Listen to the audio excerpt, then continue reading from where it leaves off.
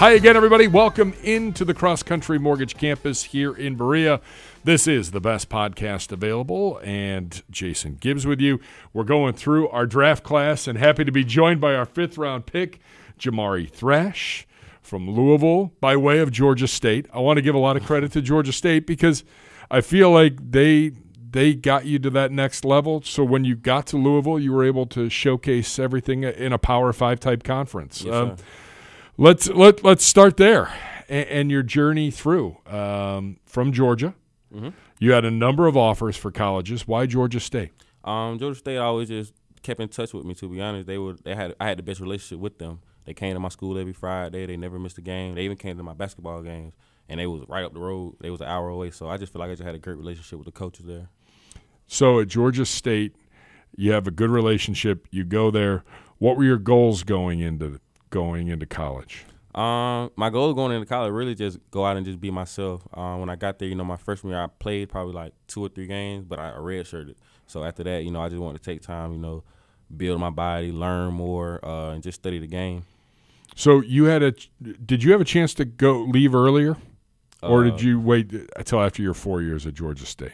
You talking about getting the portal? Yeah.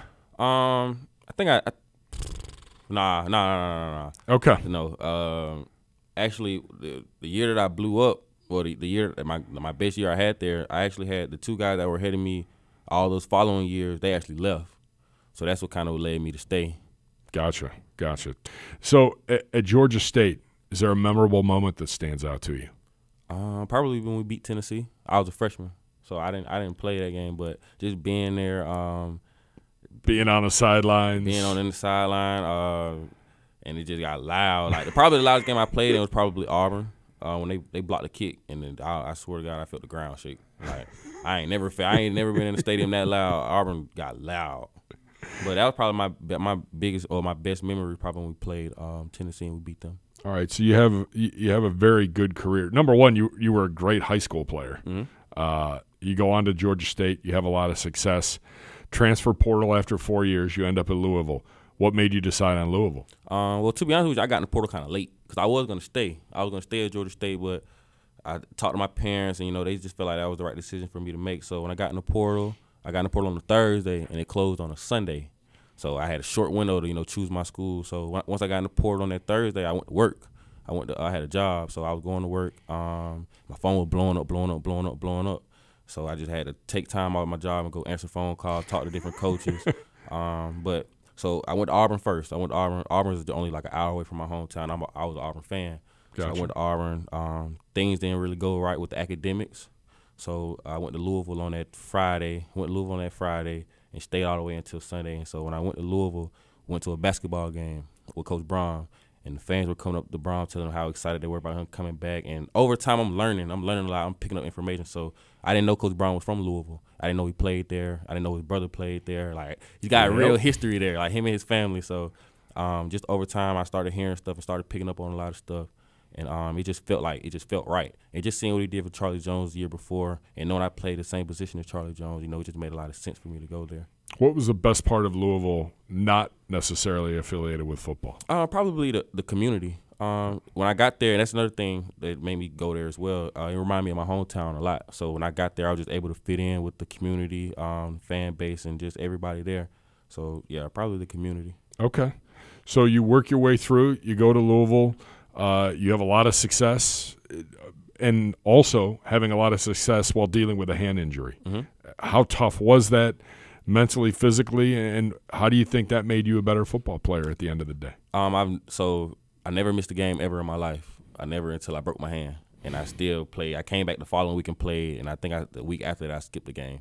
But once I broke my hand, it taught me a lot about adversity, and mentally, and not only mentally but and physically.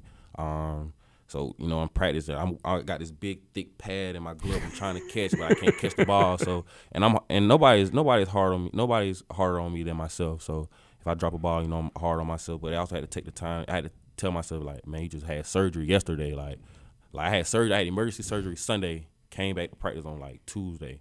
I'm still trying to catch. I'm like, all right, Thrash. Like, you got to realize, like, you fresh out of surgery. Like, everything gonna click soon. You just got to be patient. So that's something that I just really just was in my head about. But over time, I was able to catch the ball. Swelling had started going out a little bit. So over time, I was slowly getting back to myself. I mean, you were leading. You were one of the leading receivers, if not the leading receiver, on that football team when you got hurt. Is there a moment that stands out to you from your time at Louisville on the football field? Definitely when we beat Notre Dame. We beat Notre Dame, crowd stormed the field, and that was something that I'm not used to. So, yeah, I wasn't used to that. And then just taking pictures with fans. You know, when I went to Louisville, I actually got treated like I was one of those guys. So I could go to the grocery store, people know who I am. So that was kind of an adjustment I had to make when I went to Louisville. But it's all love. Okay. Jamari Thrash joins us, a wide receiver, 5th-round pick out of Louisville and Georgia State, and happy to have him here on the Cross Country Mortgage campus. You go to the Senior Bowl after your college days are done. Callie Bronson, wide receiver coach, but on the other team.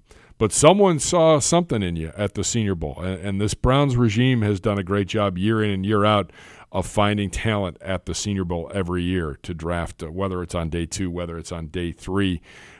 What was that experience like, and did you get a feel that the Browns at that point might be interested in you during the Senior Bowl? Nah, the experience I had at the Senior Bowl was a great experience, first and foremost. Just being in that same room I was in the room with Ladd, Xavier Leggett, just being in the same room with those guys and seeing, you know, what separates them from everybody else and seeing what separates me from those guys, and just being in the competition, the competitiveness in that room, it just brought a lot out of me. So, and just seeing that when I actually went to the Senior Bowl, I was like, okay, like I'm actually here, like I'm actually like I might be good at football, like so.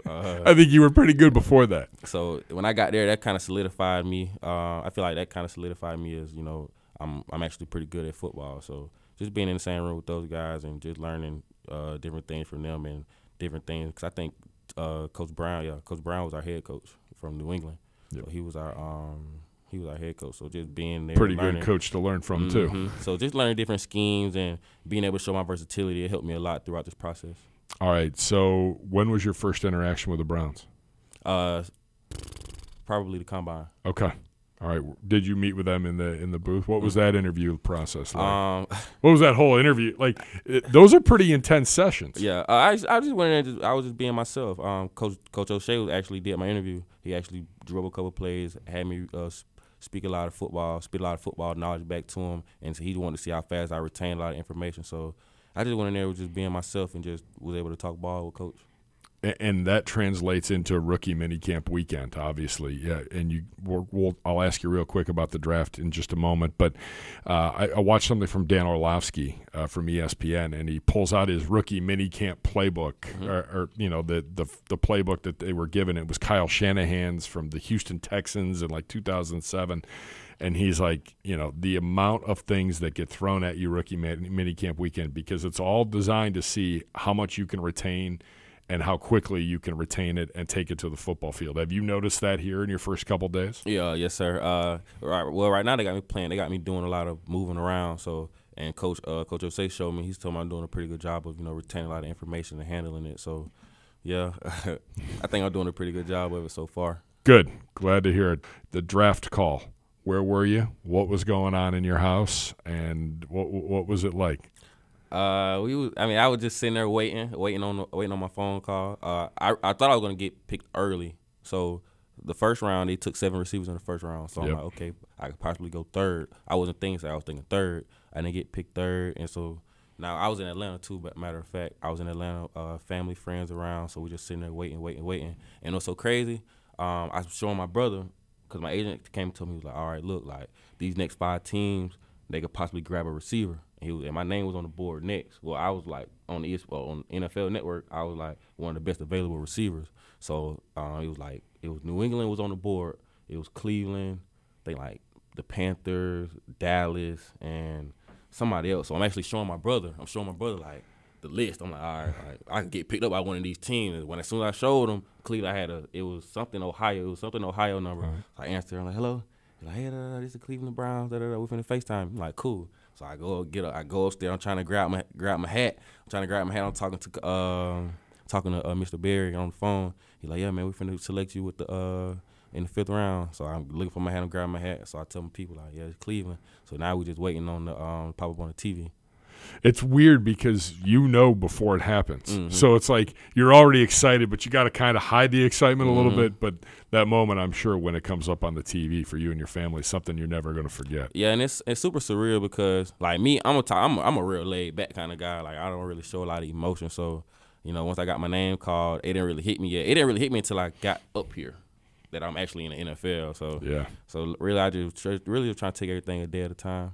What are your goals as you get ready here? I mean, there's a lot being thrown at you. It's rookie minicamp, then you're going to go into the off-season program and join the vets, and it all leads into mandatory minicamp. What's your goal? What do you want to, really work on and hone before training camp at the end of July? Probably, just get get faster, stronger. I want to be able to. I don't want to say. I want to be able to master the playbook. I want to be able to master the playbook because they're throwing a lot at me right now, but it's nothing I can't handle. So whenever I come back, I just want to be able to be on my P's and Q's. I know you got places to be, meetings, and some more practices here before things are all said and done. Welcome to Cleveland. We're excited to have you. I will tell you, I was going back through history. Antonio Brown, 6th-round pick. Tyreek Hill, Stephon Diggs, 5th-round picks. Like, make a name. Yes, it starts on special teams and goes from there. I know you were a gunner in college, but I wish you all the best of luck. Enjoy Bubba Ventrone because he's a wild and crazy guy, but he's awesome. And Ken Dorsey and Kevin Stefanski and Coach O'Shea are really going to take you places. Wish you all the best of luck and Yes, sir. continued success. Thank you.